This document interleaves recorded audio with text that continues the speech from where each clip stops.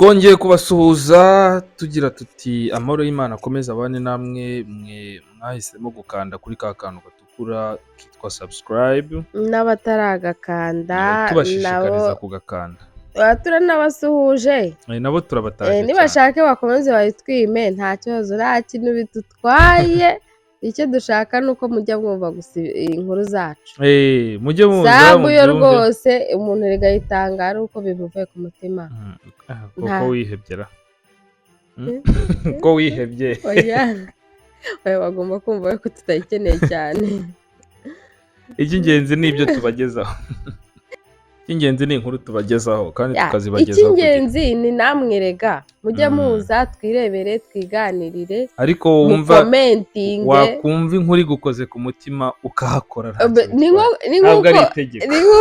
ni nk'uko pasiteri mu rusengero yakwigisha akavuga ngo hareruya nawe ukavuga ngo amen ni nk'uko nguko nyumva rero kuri ujye uryoherwa ujye uvuga ngo ujye ukanda amen hari byinshi rero biri kuvugwa tunibutsa abantu bakoze sabu mbere ko ntawongera kuyikoraho hari abantu bakora subscribe buri munsi oya ubwiye ukoraho rimwe yongeye ukoraho uba waniskuyeho subscribe uba one subscribings ntabwo ari subscribe mbega ijambo rigoye mukomeze kutwihanganira twize mu gitondo na nimugoroba ariko nimugoroba izuba ryarimo rirenga ntabwo hari ibintu byagiye bituma twaga twariye ubugari uri kumva igihe wasanga turimo dusinzira urimo urasinzira nuko twihanganira none uko utazi mu cyandiko munsi y'igiti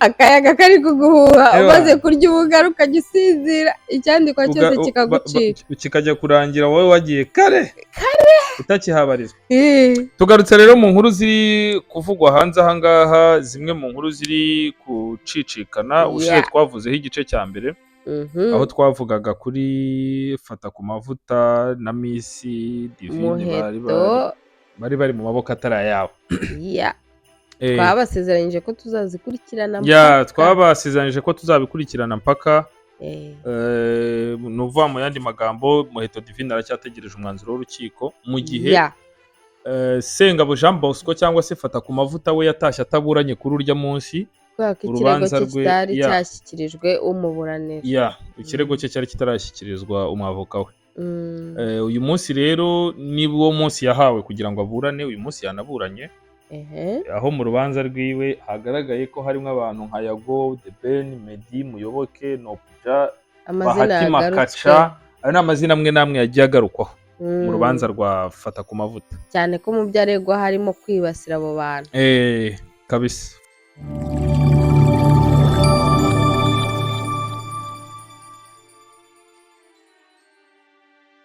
fata ku mavuta rero araregwa gusebya umuhanzi bita Bahati Makaca aho avuga ko yashatse umugore wo mu diaspora kandi mubi ukennye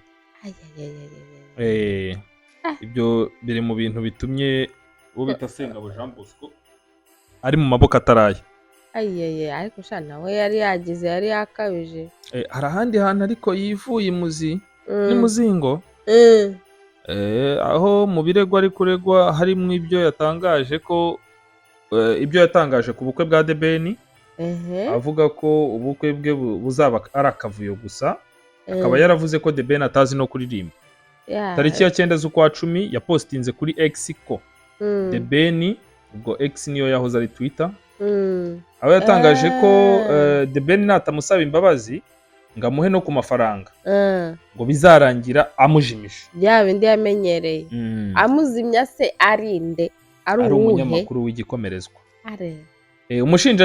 ubushinjacyaha buvuga ko amagambo y'ivangura afata ku mavuta yakoresheje ku muhanzi witwa Bahati Makaca atari meza ntabwo ari meza na gato pe fata ku mavuta ngo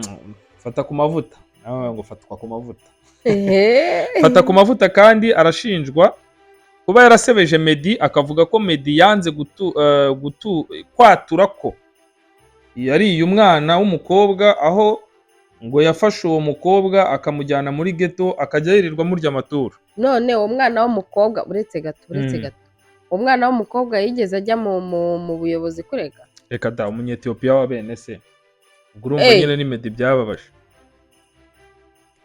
nuriya mu Ethiopia babana. Hari undi mugore se ahubwo wowe uzi wa Meddy?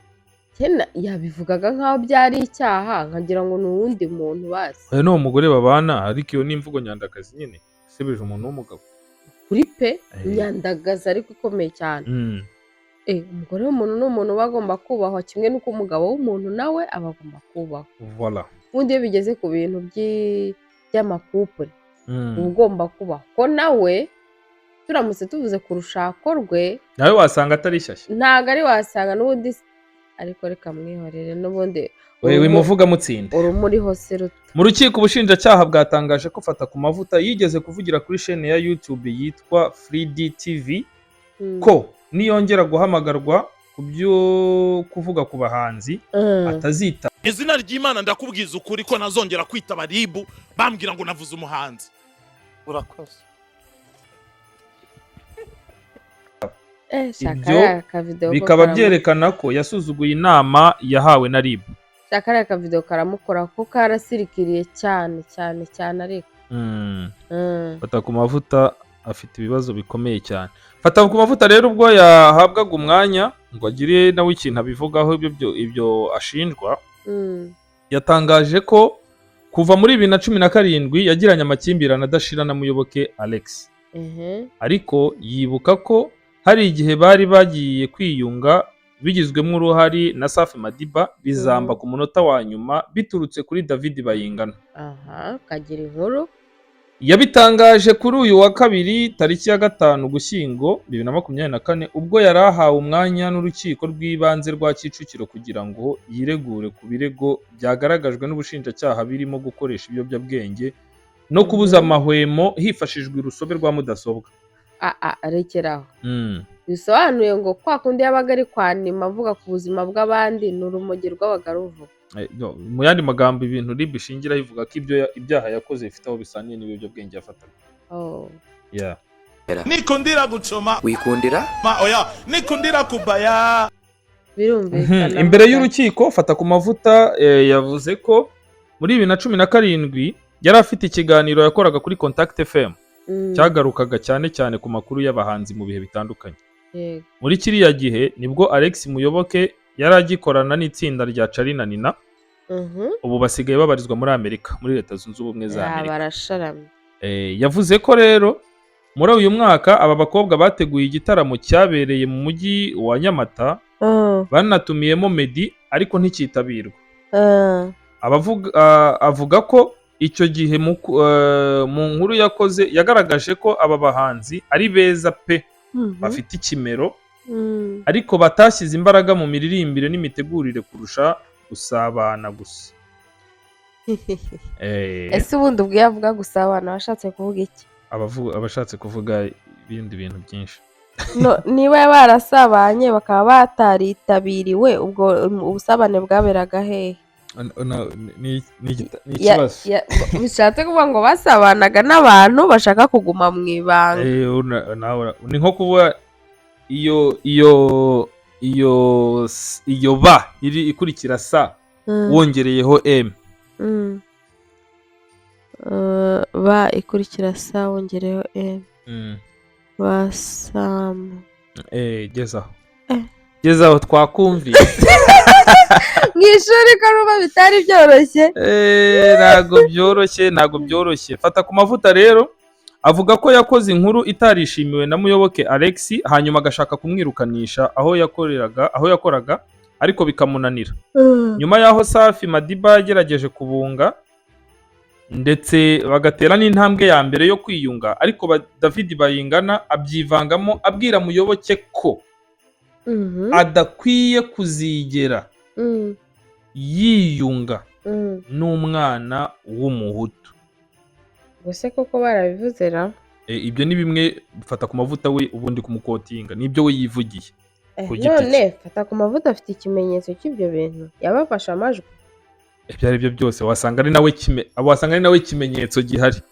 Niba ari we kimenyetso gihari akaba ari naho uregwa. Ibyo bintu ntabwo byahabwa agaciro ko ashobora no guhimba. Nabyo birashoboka. Fata ku mavuta rero icyo gihe yatangaje ko yagize uburakari agashaka kurwana ndetse inzoga bari baguze bakazimena, aho David Bayingana yakubise ikirahure cya Hennessy kuri laptop akayimena. ese ugira ngo ko ari uko wenda abantu dukunda kwita ku bintu undi umuntu ari kukuvuga ngo undi yavuze ariko ntiwite ko uri kukubarira iyo nkuru. njye nta ruhande nshaka kubugamiramo, nta na rumwe. ariko ubu Bayingana yafashe ikirahure ahita agikubita muri laptop n'amagambo yanuza yafata ku mavuta tuzi, nta jambo yamubwiye. Ubundi baravuga ngo nta kabura imvana, ibyo rero byose ntabwo ibyo byabayeho, nta cyabaye. Ofete natubwira najya tubwira amagambo bamubwiye yamukoroza, ajya tubwira nayo yavuze yakoroza abandi. Mu rwego rwo kugira ngo tubashe guhuza mu ndimi.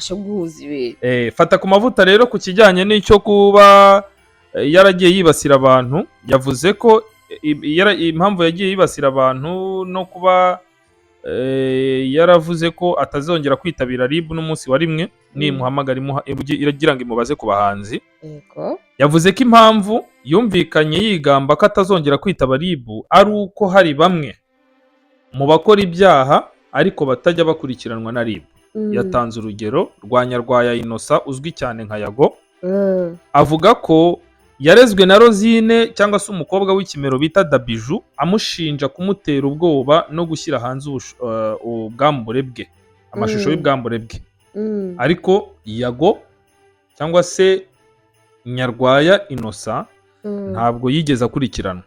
Yatanze urundi rugero nanone kuri Yago cyangwa se Yago Pondat. Avuga ko yamaze icyumweru cyose yita abantu ngo ni abahutu, ariko ntiyigeze akurikiranwa kuri iyo mvugo ye. Uretse ko ibyo bintu ngo kwita abantu abahutu atari byiza na gatoya, ariko nakwibaza kubera icyo ari we bibabaza cyane kurusha abandi.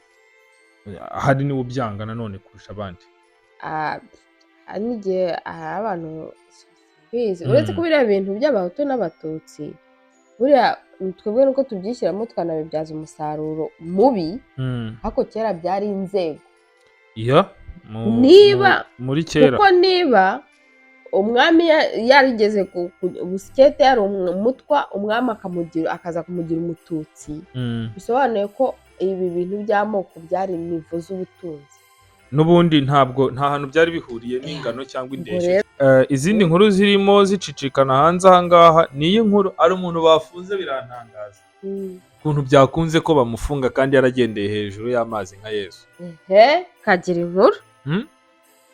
Umubwana hano ukora ibitangaza bikomeye cyane, wigeze no kugaragara amashusho yiwe agendera hejuru y'amazi. Bwana Sarongo. Sarongo bamufunze. Ni gute? Ariko buriya haracyari icyizere, ashobora kugira gutya wenda agaca nko mu giti. Icyizere kirahari, ariko twebwe icyo turebaho kubera ikindi byambere byabaye. Sarongo bamufunze. Siko ikaka. Ibyo byo bibasanga hari n'ubugenge yakoreshaga. Ariko uziko Sarongo yagendeye hejuru y'amazi. Sarongo ntabaho. Urwego rw'ubugenzacyaha RIB rwemeje ko ku itariki 31 Ukwakira 2024 rwataye muri yombi Rurangirwa Wilson wamamaye nka Sarongo. Akaba akurikiranyweho ibyaha 4. Umuvugizi wa RIB Dr Bitsieri Murangira yatangaje ko yafashwe nyuma y'iperereza rimaze iminsi rimukorwaho. Akaba akurikiranyweho ibyaha birimo icyo kwihesha ikintu cy'undi hakoreshejwe uburiganya, icya kabiri iyezandonke, icya gatatu gukoresha inyandiko mpimbano, icya kane kwiyitirira urwego rw'umwuga, icya gatanu impamyabumenyi cyangwa ubushobozi buhabwa umuntu wujuje ibyangombwa. Uvuga ngo we yiyitirira diplome cyangwa uretse gato kandi ntabyo afite. Urambwiye ngo kwihisha ikintu ahangaha biba ari nka kwa kundi mu Rwanda baje gutangaza yuko buriya n'abapasiteri ngo bihesha ikintu batagize mu bintu byenda kwegerana n'ubwesikoro ngo ni ukwihesha ikintu cy'undi hakoreshejwe uburiganya.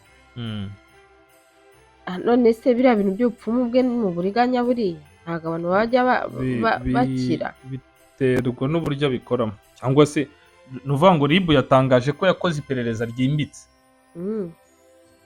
None iyezandonke byo ni ruswa. Mbese mama atanga na za ruswa agakoresha n'inyandiko mpimbano ndetse akaniyitirira urwego rw'umwuga. Bisobanura ngo biriya bintu yatubwiraga ngo afite ngo impapuro yigiyeho ngo yarize ngo ibiki n'ibiki byari ukubeshya. Hano RIB navuga ko bimwe mu byarerwa harimo no kuba yiyitirira impamyabushobozi cyangwa impamyabumenyi, kandi ibyo ari ibintu bihabwa umuntu wujuje ibisabwa. Bisobanura ngo nta nubwo yujuje ibisabwa, bivuze ngo ntabyo afite, ntiyize mu yandi magambo, cyangwa se niba yaranize ntabwo ibyo bintu abifite. Ashobora kuba yarize ariko ntakora ikizami. Ngayo nguko ibyo rero ni bimwe mu biri hanze aha ngaha, nabyo tutari bubure kubanyuriramo. Fata ku mavuta, Imana imworohereze. Na Sarongo kandi uri mu maboko ataraye, nubwo twizeye ko akora ibitangaza nawe araza kubikora buriya asohoke. Ari inkuru ibamo nuza muri Bibiliya bajya bavuga ngo Pawulo ngo na Sila ngo barasenze ngo imiryango ya gereza ngo irafunguka, ngo harya ninde wari ufunze icyo gihe? Ni Pawulo, bombi bari bafunze ahubwo. Bari bafunze.